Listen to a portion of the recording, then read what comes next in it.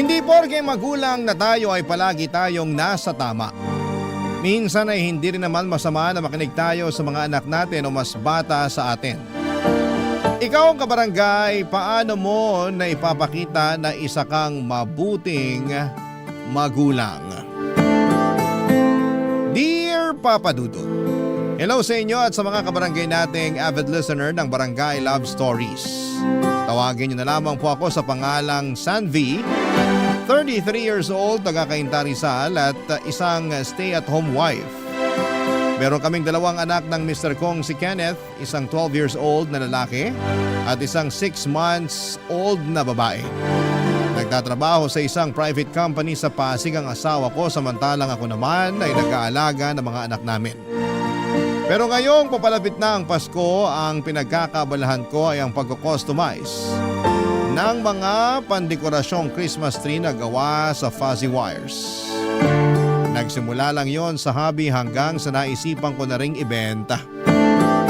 Marami kasing nagagandahan at nagsasabi sa akin na talentado raw ako.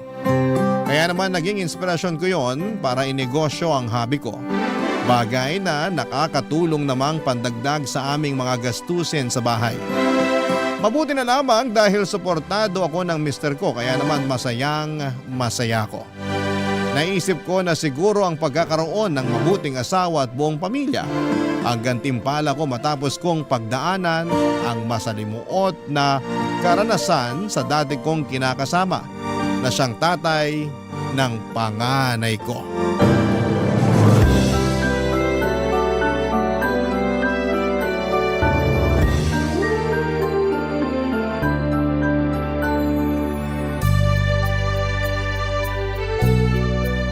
Good morning, sweetheart. Gising na. Nakapagluto na ako ng almusal. Nagluto ka na? Naku, anong oras na pala? Sabado naman ngayon. Rest day ko, kaya ako na ang nagluto.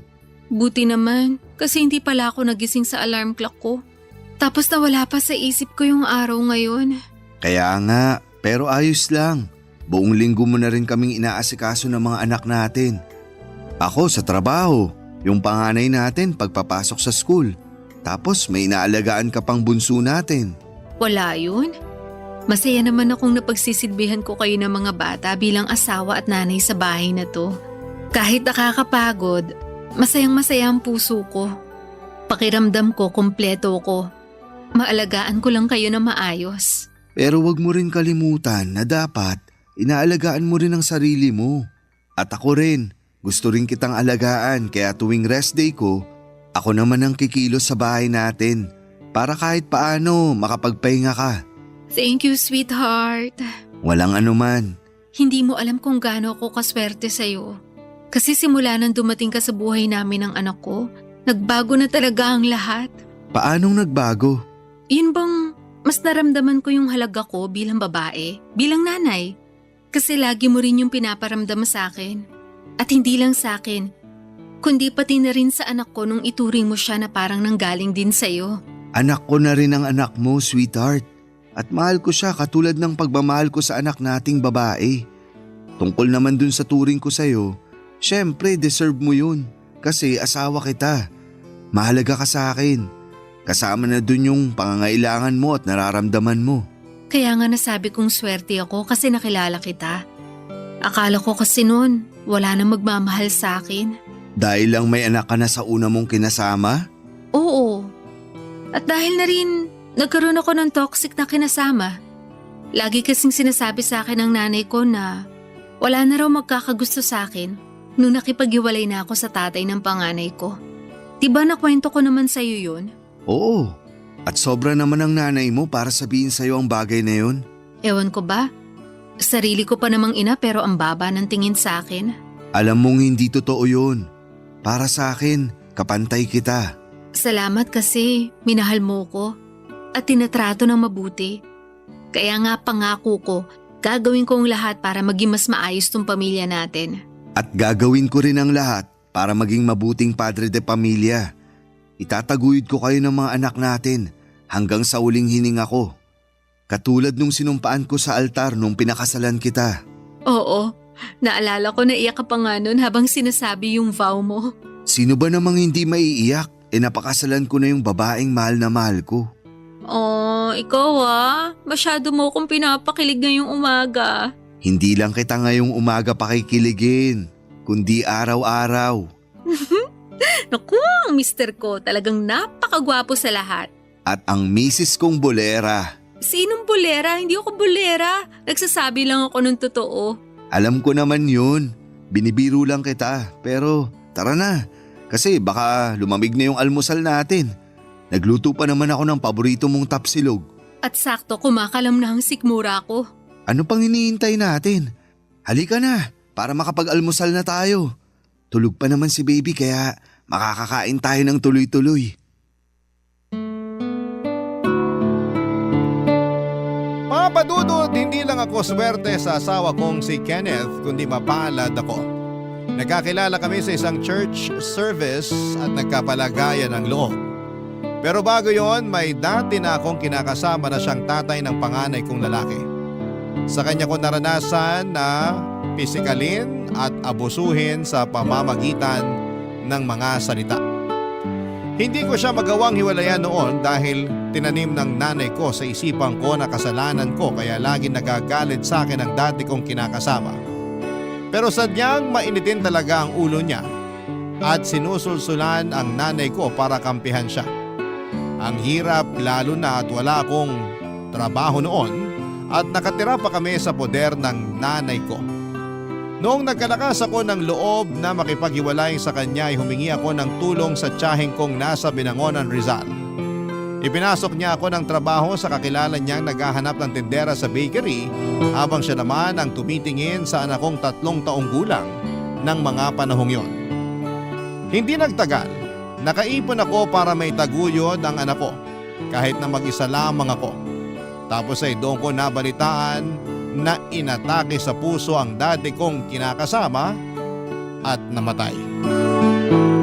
Taong 2023 na magkakilala kami ni Kenneth at pagkalipas ng 4 na buwan ay nagpakasal na kami. Bagay na noong unang nalaman ng nanay ko ay hindi niya ikinatuwa. Pero nitong August 2024 lang ay nagsabi ang nanay ko na makikituloy muna sa bahay namin mag-asawa para magbakasyon. Taga-Pasig kasi sila ng kinakasama niya at umuwi raw ito sa probinsya nila sa Ilocos Norte dahil namatay ang nanay nito. Ayaw ko sanang pumayag dahil hindi maayos ang relasyon namin sa isa't isa ng nanay ko pero kinumbinsi ako ng asawa ko na baka pagkakataon na yon upang magkasundo kami. Sa huli pinagbakasyon na nga namin ng ilang araw si Nanay Dolores sa bahay namin para makasama naman niya ang kanyang mga apo.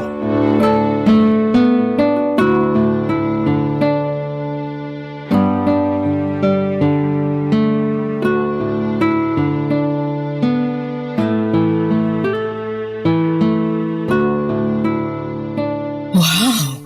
Ang ganda pala talaga nitong bahay niyo ng asawa mo, ano? Hindi ganun kalaki pero maayos na rin kumpara sa tinitira namin ng tatay-tatayan niyo. Salamat po, Nay. Pero hula ko, asawa mo lang talaga gumastos para maging ganito kaganda yung bahay niyo. Kasi wala ka namang pera eh. Wala kang mayaambag. Hindi naman po sa ganun. Anong hindi naman sa ganun ang liit lang kaya ng sinusweldo mo dun sa pinagtatrabahuhan mong bakery nung araw? Kulang na kulang pa nga yun sa pang-araw-araw niyo ng anak mo. Buti na lang talaga nakilala mo si Kenneth kasi ngayon meron na kayong natitirhan na maayos at magandang bahay ng panganay mo, Sanvi. Hindi naman po lahat inaasa ko sa asawa ko. Lalo ngayon na may pinagkakakitaan ako kahit paano. Alin, yung paggawa mo ng mga basurang yan? Kalat lang naman yan dito sa maganda niyong bahay. Hindi po kalat yan. Napagkakakitaan ko po yan. Basta para sa akin kalat lang yan. Buti hindi nagagalit sa iyo yung asawa mo. Hindi po. Tsaka suportado ako ni Kenneth sa mga bagay na ginagawa ko. Ang sabihin mo, kaartehan mo lang yan. Sino pa bang bibili ng mga ganyan Marami namang binibentang mas maayos yung materyales kaysa sa gawa mo. Wala naman pong ginagawa sa inyo yung mga fuzzy wire decorations ko Kaya bakit niyo po sila pinag-iinitan? Hindi ka pa nakikinig? Kalat lang kasi. Masakit sa mata, tsaka mukhang mabilis naman masira. Kaya ako nga nasabi na marami naman dyan na mas maayos yung materyales na ginamit. Mas matibay kumpara sa mga ganyan mo. Nandun na po tayo. Pero meron namang nakaka-appreciate ang mga gawa ko. Yung mga katrabaho nga ni Kenneth, bumili na sa akin. Pinandesign nila sa mga table nila. Yung iba, nagsabi na magpapagawa pa raw ng pandekorasyon nila sa Pasko. Tsaka maganda sa mga produkto ko, nagsimula lang sa hobby. Tapos ngayon pinagkakakitaan ko na. Hindi rin naman po madaling gumawa ng ganyan. Parang pagkukrochet at pagbuburda, inaaral din. Nako, madali lang naman mag-crochet at magborda. Tinuturo na yan nung elementary kaya alam kong kayang-kaya ko rin yung ginagawa mo. Pero ayokong gawin kasi nga di naman ganoon kaganda. Lalo na yung mga gawa mo kaya katakataka kung paano ka nakabenta. Ay, hulaan ko. Siguro naawa lang sa yung mga katrabaho ng asawa mo kaya napilitan silang bumili ng mga produkto mo, no? Tama, ganun nga yun kasi nahihiya silang tumanggi at magsabi na pangit naman talaga at aksaya sa pera. Sobra naman po kayong makapagsalita. Hindi naman po ganun yung feedback nila sa gawa ko. Nahihiya nga lang magsabi ng totoo, di ba? Pero kung ako sila, hindi ako mahihiya. Ngayon pa nga lang na nakikita ko, napapangitan na ako at hindi ako nahihiyang sabihin sa'yo. Alam nyo, kung wala kayong magandang sasabihin, huwag nyo nalang pagdiskitahan yung mga gawa ko. Bakit? Sumasama loob mo? Opo, Yan naman kasi hirap sa'yo. Nasabihan ka lang ng totoo, naging balat sibuyas ka na. Alam mo, dapat sa edad mong yan ngayon, hindi ka na ganyan mag-isip wala namang pong problema yung pag-iisip ko. Normal na reaction po yung maging balat sibuyas. Lalo na sarili ko pa talagang nanay, yung nanglalait sa mga gawa ko. Kaya nga po kung napapangitan kayo, wag nyo na lang sabihin kasi hindi rin naman nakakatulong. Hirap sa'yo, hindi ka marunong tumanggap ng totoo. Magkaiba po ang pagsasabi ng totoo sa pang-iinsulto. Ano sabi mo? Aba, napakabastos mo naman yata sumagot, Sanvi. Papa Dudut, may ugali talaga ang nanay at karamihan sa mga kamag-anak namin ay hindi niya kasundo. Masyado kasi siyang arogante at mataas ang tingin sa kanyang sarili. Gusto rin niya lagi siyang nasusunod. Kung anong sinasabi niya, yun ang gusto niyang paniwalaan namin. Higit sa lahat ay hindi rin siya tumatanggap ng payo o opinyon mula sa ibang tao. Kaya nga alanganin ako sa kahilingan ng mister ko na pumayag pagbakasyonin ang nanay sa bahay pansamantala. Pero dahil gusto ng mister ko na magkabati kami ay sumang-ayon na lamang ako. Mahal ko naman ang nanay ko. Kahit naman may mga bagay kaming hindi pinagkakasunduan ay siya pa rin ang inang nagsilang sa akin sa mundong ito. Iginagalang ko siya ngunit hanggat maaari ayoko nang magkaroon ng kaugnayan pa sa kanya. Na-realize ko kasi na tahimik ang buhay namin ng anak ko noong umalis kami sa poder niya. Pero ngayon, na nasa bahay namin siya ay unti-unting bumabalik sa akin ang trauma ko noong araw na siya ang may kagagawan. Papa Dudut. Barangay Love Stories. Barangay Love Stories. Papa Dudut, meron akong nakababatang kapatid na babae at maliit pa lamang kami ay hindi na talaga maayos ang turing sa amin ng nanay. Masyado siyang dominante sa pamamahay namin at lumala pa yon noong nakilala niya ang stepfather namin. Hindi nagtagal ay nahawaan siya nito ng bisyo. Kaya mas naging bayolente siya sa amin ng kapatid ko. Lagi niya kaming pinapagalitan, pinapahiya, sinisigawan at sinasaktan. Kaya naman ginusto namin noon na makaalis sa poder nila. Kaya lang ay hindi rin naging mabuti ang kapalaran ko matapos akong mabuntis ng tatay ng panganay ko. Sinabi ko sa sarili ko na hindi ko ipaparanas sa mga anak ko ang karanasan ko sa aming nanay.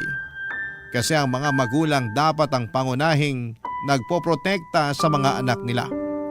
Pero sa kaso ko ay kabaligtaran ang nangyari.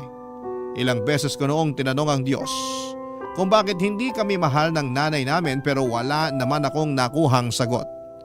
Sa pagtanda ko ay tinanggap ko na lamang na hindi lahat ng magulang ay nagiging mabuting magulang sa mga anak nila. At sa pagpapatuloy ng pagtira ng nanay ko sa bahay namin, ay pakiramdam ko ay nagsimula na naman ang kalbaryo ko, Papa Dudut.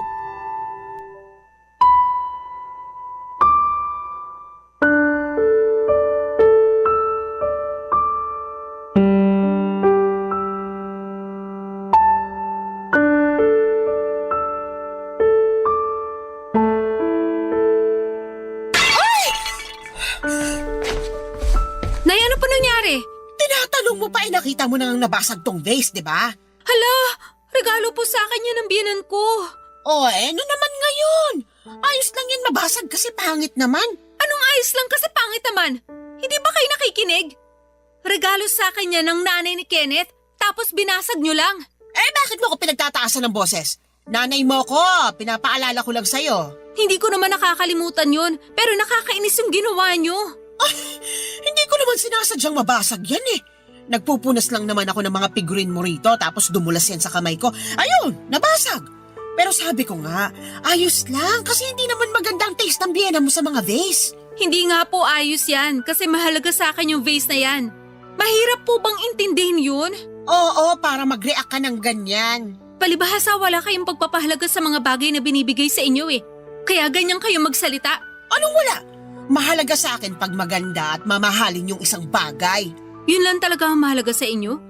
Hindi yung nagbigay at yung iniisip nung nagbigay? Ano naman pakialam ko sa iniisip nila? Kung mahalaga ako sa kanila, may halaga rin yung bagay na ibibigay nila. Hindi na ako magtataka kung bakit wala nagbibigay sa inyo. At bakit? Kasi hindi kayo marunong maka-appreciate. Sumusobra ka na talagang babae ka. Baka nakakalimutan mong vase lang naman yung nabasag ko, pero kung makapagsalita ka, akala mo nabasag ko na yung pinakamahal na vase sa mundo? Mukha lang naman yung mumurahing tingnan. Baka kapag pinakita ko sa inyo kung saan nila binili yan lumuwa yung mata nyo sa presyo. Baka sabi kayo na mumurahin at pangit, akala nyo kung sino kayo.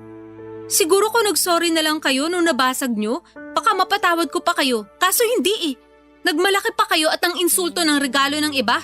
Hindi yun pang-iinsulto, pagsasabi lang ng totoo. Ilang beses ko na po bang sinabi na kapag hindi maganda yung sasabihin nyo, wag na lang kayo magsalita. Kasi nakakasakit kayo ng damdamin. Tapos pag nasaktan nyo yung tao, sasabihin nyo balat sibuyas. Ewan ko sa inyo, Nay. Para kayong walang damdamin. Mahalaga lang sa inyo yung nararamdaman nyo. Ay nako, hindi ka na nga nagpasalamat sa paglilinis ko rito sa bahay nyo. Nakuha mo pa akong pagsalitaan ng ganyan? Wala kang respeto. Kayo nga hindi nagsorry nung nabasag nyo yung regalo sa akin ng biyanan ko. Nilait-lait nyo pa. Nakakainis naman. Wala rin palang kwenta yung pagkukusa akong maglinis kung hindi rin ako makakatanggap ng pakonsuelo man lang sa'yo. Tsaka na nga, ikaw na rin maglinis yung nabasag na vase at magtuloy ng ginagawa ko. Napakawalang utang na loob mo. Kahit kailan talaga ang tigas ng ulo ng nanay ko. Papa Dudut, hindi naman marumi ang bahay namin para linisin ni nanay. Pero na-appreciate ko naman yung ginawa niya maliban na lamang noong nabasag na niya ang vase na regalo sa akin ng biyanan ko. Tapos ay hindi pa maganda ang mga naging komento niya rito imbes na humingi ng dispensa. Bukod doon ay hindi pa doon natatapos yung insidente na nakabasag si nanay ng mga display kong figurine at vase sa bahay namin. Marami pa siyang nabasag pero sa tuwing nangyayari yon, siya pa ang mas galit sa akin. Kung ano-ano mga sinasabi niya na masakit sa kalooban.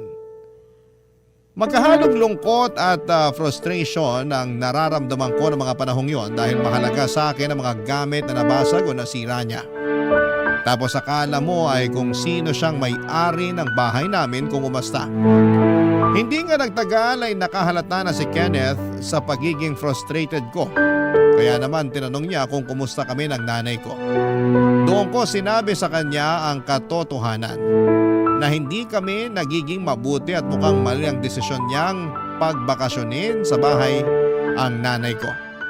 Hindi ko na nga napigilang umiyak noong nagsumbong ako sa asawa ko at sa awa niya sa akin ay siya na mismo ang kumausap sa nanay ko.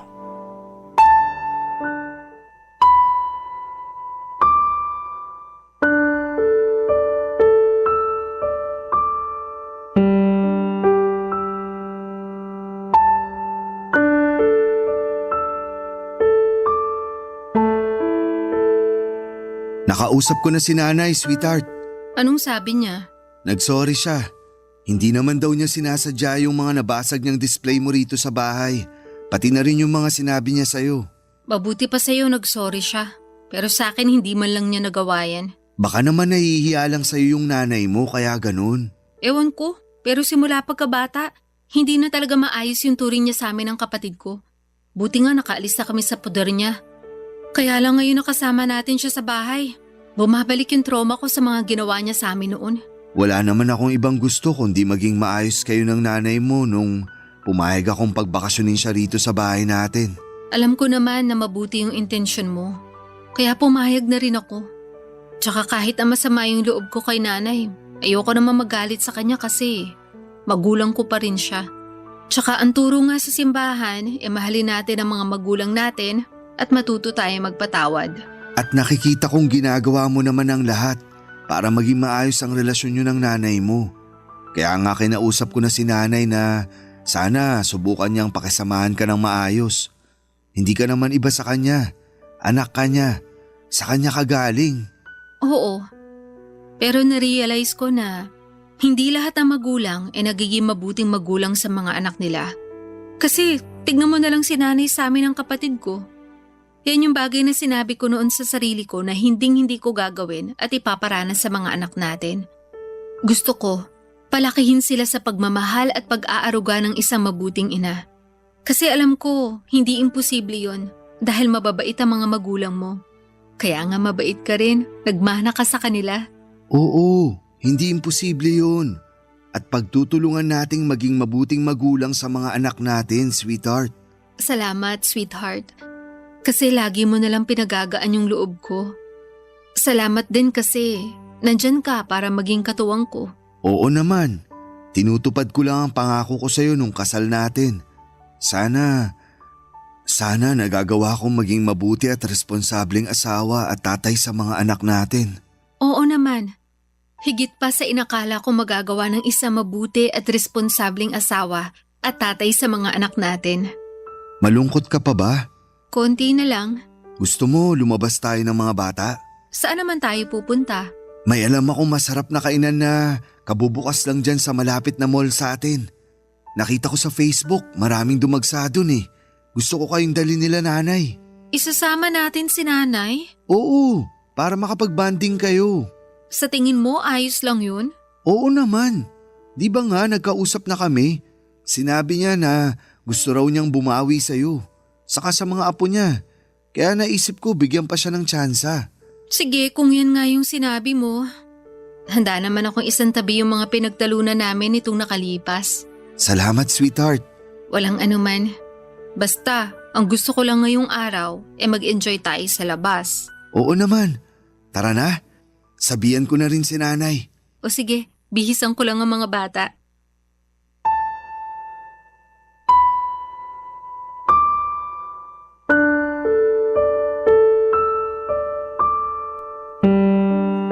Papadudot maawain sa mga matatanda ang asawa ko. Kumpara sa akin ay maayos ang pamilyang kinalakhan niya. Hindi lang siya ang tumatanggap sa akin noon kahit na may anak na ako sa una kundi maging ang parents niya. Hindi ako nakakarinig ng negatibong salita mula sa kanya at maging sa kanyang pamilya at pantayang pagmamahal na ibinibigay nila sa mga anak ko. Sa katunayan ay close sa kanila ang panganay ko, bagay na kinakatuwa ko ng husto. Kaya nga alam ko na madaling lumambot ang puso ni Kenneth sa pagpapaawa ng nanay ko. Pero naisip kong bigyan pa ng isa pang pagkakataon si nanay gayong kinausap naman siya ng asawa ko. Saka ayoko ring magalit ng husto sa kanya. Wala yon sa bokabularyo ko at hindi ako yung klase ng tao na mapagtanim ng sama ng loob. Lalo na't alam kong hindi yon magbubunga ng maganda. Papadudot, isa pa ay ayokong pamarisan ako ng mga anak ko na nakikitang hindi maganda ang trato sa sarili kong ina. Barangay Love Stories. Barangay Love Stories. Papadudod, akala ko ay magiging maayos na ang ugali ni nanay matapos siyang kausapin ni Kenneth, pero pagkalipas lamang ng isang araw ay bumalik na naman ang pagiging dominante niya. Lumala na rin ang pakikialam niya hindi lang sa mga diskarte ko bilang nanay sa mga anak ko kundi maging sa mismong pamamahay namin.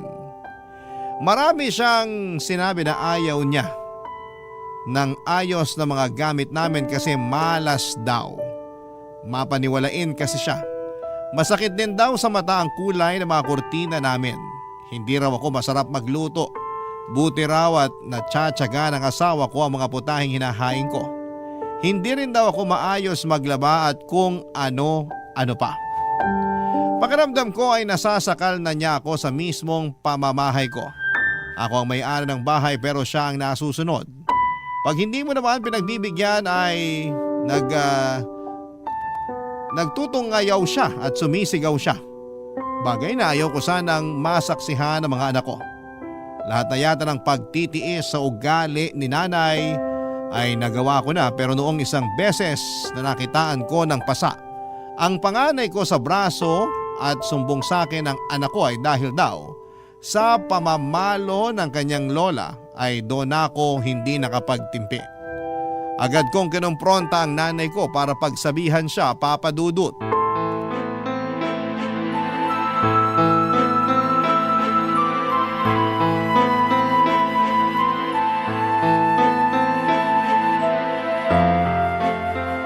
Nay, bakit yun naman po pinalo yung anak ko? Nagpasa po yung braso niya eh. Talaga?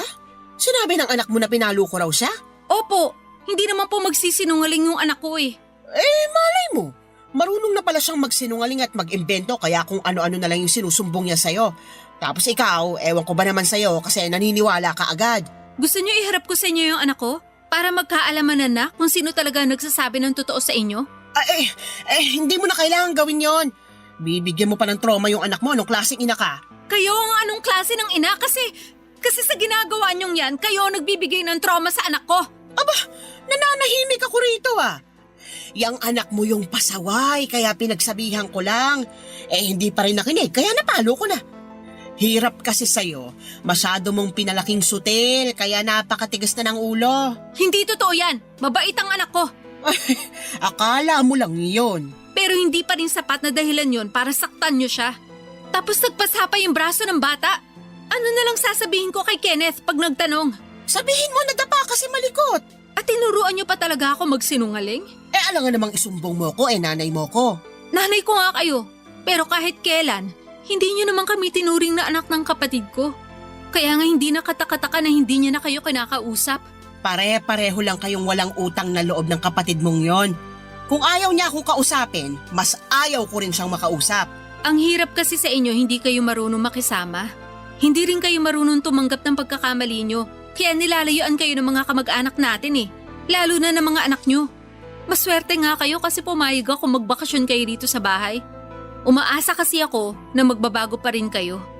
Pero mukhang yun ang pinakamaling desisyon na nagawa ko sa buhay ko. Hoy, Sanvi! Ano bang pinagmamalaki mo? Wala naman, di ba? Ito bang bahay niyo ka mo?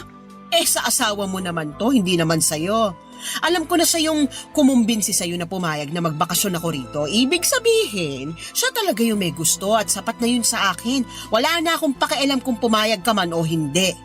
Kahit na ano pang sabihin niyo, ako ang asawa. At may karapatan ako sa kung sino ang gusto namin patirahin sa pamamahay namin. Kung gano'n pinapalis mo na ako? Wala po akong sinabing ganyan. Pero kung uulitin niyo pa yung ginawa niyo sa anak ko, hindi na ako magdadalawang isip na palayasin kayo. Napakasama mo!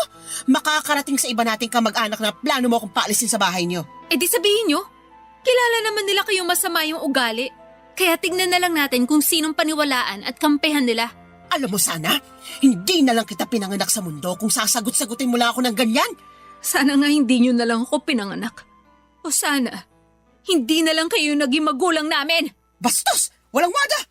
Kayo po ang bastos at walang modo. Papadudot na iyak na lamang ako ng mga panahong yon matapos ang sagutan namin ni nanay.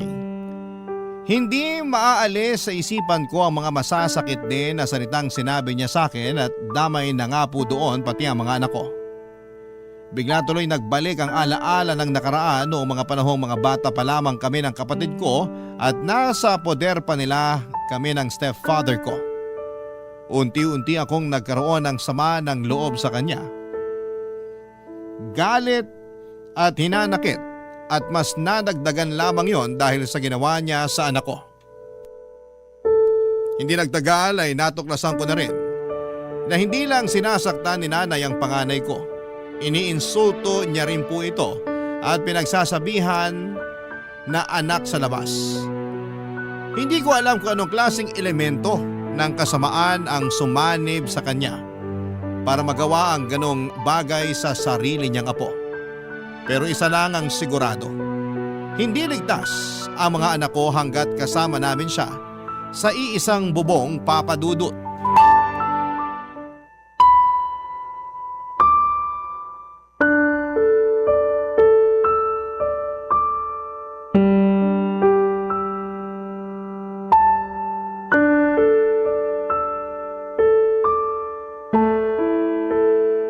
Alam mo, buti pinakasalan ka ng asawa mo, no? Bakit naman po hindi? Kasi may anak ka na sa una tapos hindi ka pa ganun kaganda. Mukhang naswertehan ka lang talaga o baka naman ginayuma mo si Kenneth. Nay, saan na naman po ba pupunta tong usapan na to? Baka masamain mo na naman sinabi ko lang naman yung nasa isip ko. Sana hindi nyo na lang sinabi, lalo hindi naman mabuti. Hirap sa'yo masyado kang matampuhin Hirap sa inyo, masyado kayong bastos at walang respeto sa akin. Ano sinabi mo? Ano ba kasing kasalanan ko sa inyo? Bakit masyado kayong mainit sa akin, Nay? Anak nyo naman ako, di ba? Bakit ganyan trato nyo sa akin? Hindi nyo na ako nirespeto sa sarili kong pamamahay. Dami mo namang tanong, nakakatamad sagutin. Siguro naiinggit kayo sa akin, no? Ano? Hindi, no? Kung hindi, bakit lahat na lang ng ginagawa ko masama sa paningin nyo? Siyempre, wala ka namang ginawang tama. Nahihiya lang ako sa sasabihin ng ibang tao, kaya ako na nanay mo na yung sumisita sa'yo. Ayaw mo lang kasi nang napagsasabihan ka kaya ka ganyan. Hindi naman kasi tama yung paraan ng pagsasabi nyo kung totoo man yun. Nakakasama kayo ng loob, nakakatroma. At hindi lang ako yung pinagsasabihan nyo na masakit. Kasi pati na rin yung panganay ko, dinamay nyo na. Tama lang naman na pinagsabihan ko siyang anak sa labas kasi yun naman ang totoo Hindi yun totoo. Kahit hindi ko kadugo ang panganay ng asawa ko, hindi ko siya kahit kailan tinawag at tinuring na anak sa labas. Tapos malalaman ko na kayo mismong lola niya, nakadugo pa naman niya, yung nagtatanim ng ganung bagay sa isip ng anak ko. Sweetheart, huminahon ka lang. Hindi ko na kayang uminahon. Lalo pat narinig ko mula sa nanay mo yung sinabi niya tungkol sa anak natin. Masyado ka namang apektado, Kenneth. Hindi mo naman talaga anak yung apo kong yun. Hindi mo kailangan angkinin yung hindi sa'yo. Para sa akin, anak ko na siya at wala kayong karapatan na pagsabihan ako ng mga bagay na yan. Hindi kayo nagpapatakbo sa pamilyang to, kundi kami ng asawa ko. At nakuha mo na rin akong bastusin kagaya ng asawa mo? Kayo yung unang nang bastos sa amin, sa asawa ko at sa mga anak ko. Kaya bakit kayo ma-offend sa pambabastos ko? Saka hindi ko naman talaga to gagawin kung pinatunayan nyo sa akin na nagbagong buhay na kayo. Pero hindi. Tingin ko mas lumala pa yung ugali nyo Alam nyo, sana hindi na lang ako pumahig na magbakasyon kayo rito sa bahay para makabanding nyo ang asawa ko at ang mga anak namin. Sana nakinig na lang ako nun kay Sanvi nung sinabi niya sa akin yung mga pagtatalo nyo nung umpisa pa lang. Umasa lang naman ako magkakabati kayong mag-ina. Pero kayo na mismo yung nagpatunay sa akin na hindi na yun mangyayari dahil sa ugali niyong yan. At anong gagawin mo? Paalisin mo ako? Bakit hindi? Ipamamahay naman namin to. Hoy Sandy, pagsabihan mo ang asawa mo. Pasensya, Nanay. Pero ayaw ko na rin kayo dito sa bahay namin. Napakasama ng ugali niyong mag-asawa. Hindi ko makakalimutan tong ginawa niyo sa akin. Sisiguraduhin kong masisira kayo sa mga kamag-anak natin. Subukan nyo lang. May kalalagyan kayo sa amin sa barangay. Ano? Ipapabarangay niyo ako? Oo, kasi paninirang puri na yung gagawin nyo. Ganun ba yun? Ganun na nga. Kaya kung ayaw nyong umabot tayo sa barangayan, wag na kayong gumawa ng bagay na lalo nating ikasisira. Naturingan pa naman kayong mas matanda sa amin, pero parang baligtad ang sitwasyon. Dapat kayo po yung magpakita na mabuti kayong ehemplo sa mga apo nyo.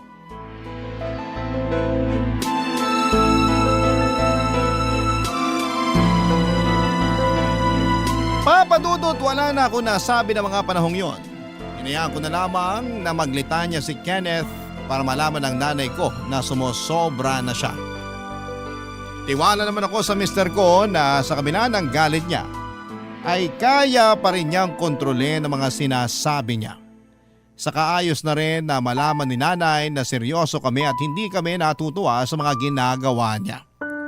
Sa huli ay huminahon din kami ni Kenneth at pinag-isipan ang balak naming pagpapaalis kay nanay. Pero noong sumunod na araw ay siya na ang kusang nag-alsa balutan at napaaga rin ang pagbalik ng stepfather ko galing Ilocos Norte. Pagkaalis ni nanay sa bahay ay nakahinga agad ako ng maluwag. Para po ako nabunutan ng tinik sa lalamunan at pakiramdam ko ay makakakilos na ako ng maayos sa sarili naming pamamahay. Huwag naman sanang masamain ng mga kabarangay natin ito pero mahal ko pa rin ang nanay ko. Kaya lang, ayoko na siyang makasama ulit sa bahay namin lalo na at hindi pa rin siya nagbabago. Kawawa kasi ang mga anak ko pati na rin ang mental health ko. Sa kasalukuyan ay hindi naman ako nagsasawang manalangin sa Diyos na sana po ay hipuin ng mapagkalingan niyang kamay ang puso ng nanay ko para naman bumait-bait na ito. Kapag nangyari yon ay nakahanda naman akong patawarin siya. Hanggang dito na lamang po ang sulat ko, Papa Dudut, at sana'y mapili po ninyong i-ere sa programa ninyong Barangay Love Stories and thank you in advance. God bless sa inyong istasyon at sa mga kabarangay natin. More power po. Ang inyong kapuso at kabarangay forever, Sanvi. Barangay Love Stories. Barangay Love Stories. Anong say mo sa Barangay Love Stories na ito? Pagkwentuhan natin sa comment section yan. Nagustuhan ng iyong napakinggan? Ituloy yan via live stream sa www.gmanetwork.com/radio.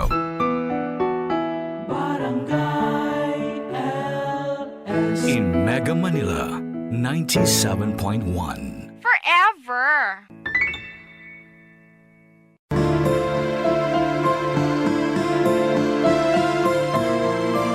Hindi porke magulang na tayo ay palagi tayong nasa tama. Minsan ay hindi rin naman masama na makinig tayo sa mga anak natin o mas bata sa atin. Ikaw ang kabarangay, paano mo na ipapakita na isa kang mabuting magulang? Dear Papa Dudut, hello sa inyo at sa mga kabarangay nating avid listener ng Barangay Love Stories. Tawagin niyo na lamang po ako sa pangalang Sanvi, 33 years old, taga-Cainta Rizal at isang stay-at-home wife. Meron kaming dalawang anak ng Mr. Kong si Kenneth, isang 12 years old na lalaki at isang 6 months old na babae. Nagtatrabaho sa isang private company sa Pasig ang asawa ko samantalang ako naman ay nag-aalaga ng mga anak namin. Pero ngayong papalapit na ang Pasko, ang pinagkakabalahan ko ay ang pagko-customize ng mga pandekораsyong Christmas tree na gawa sa fuzzy wires. Nagsimula lang yon sa hobby hanggang sa naisipan ko na ring ibenta. Marami kasing nagagandahan at nagsasabi sa akin na talentado raw ako. Kaya naman naging inspirasyon ko yon para inegosyo ang hobby ko. Bagay na nakakatulong namang pandagdag sa aming mga gastusin sa bahay. Mabuti na lamang dahil suportado ako ng mister ko kaya naman masayang masaya ko. Naisip ko na siguro ang pagkakaroon ng mabuting asawa at buong pamilya ang gantimpala ko matapos kong pagdaanan ang masalimuot na karanasan sa dati kong kinakasama na siyang tatay ng panganay ko.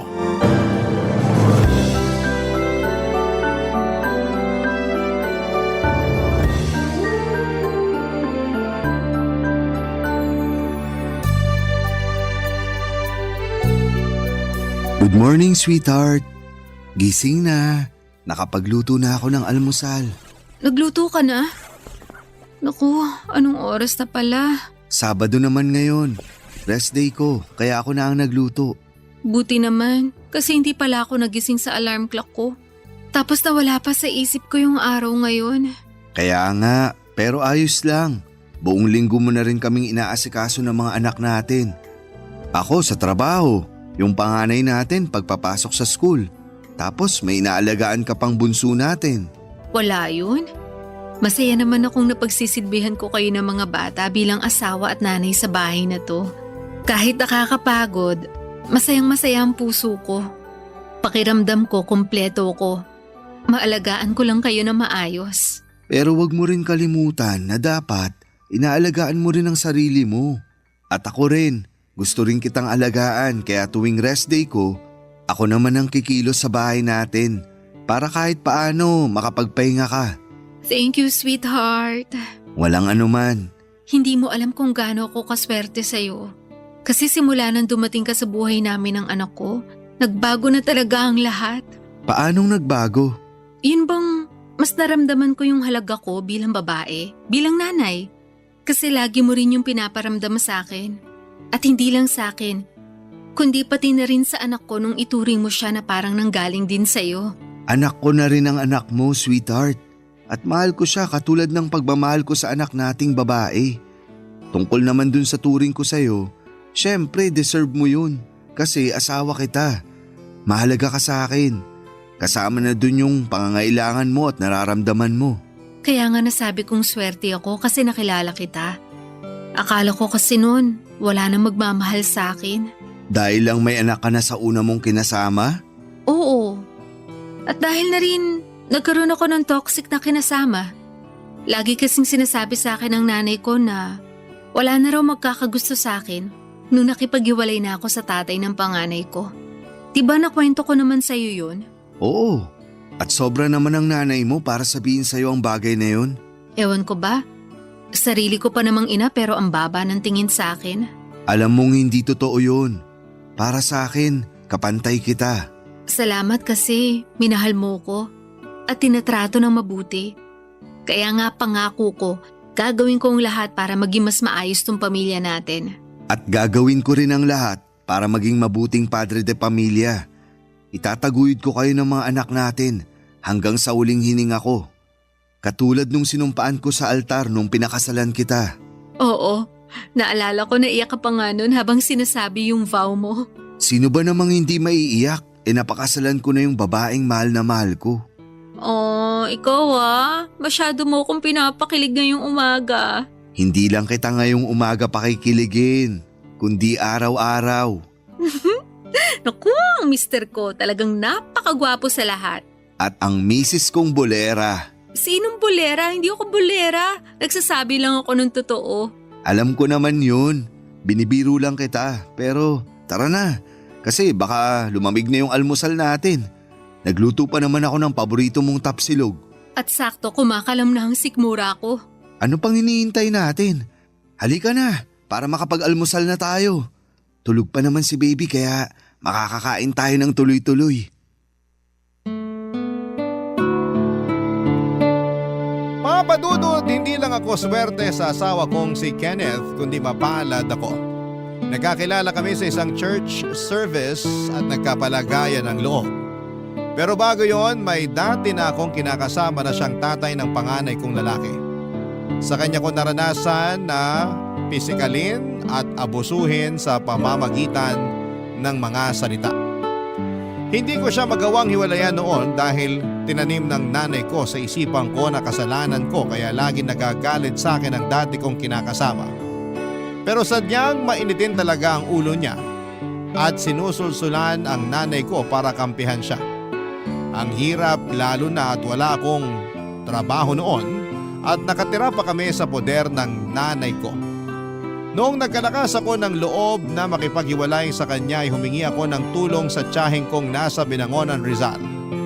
Ipinasok niya ako ng trabaho sa kakilala niyang naghahanap ng tindera sa bakery habang siya naman ang tumitingin sa anak kong 3 taong gulang ng mga panahong yon.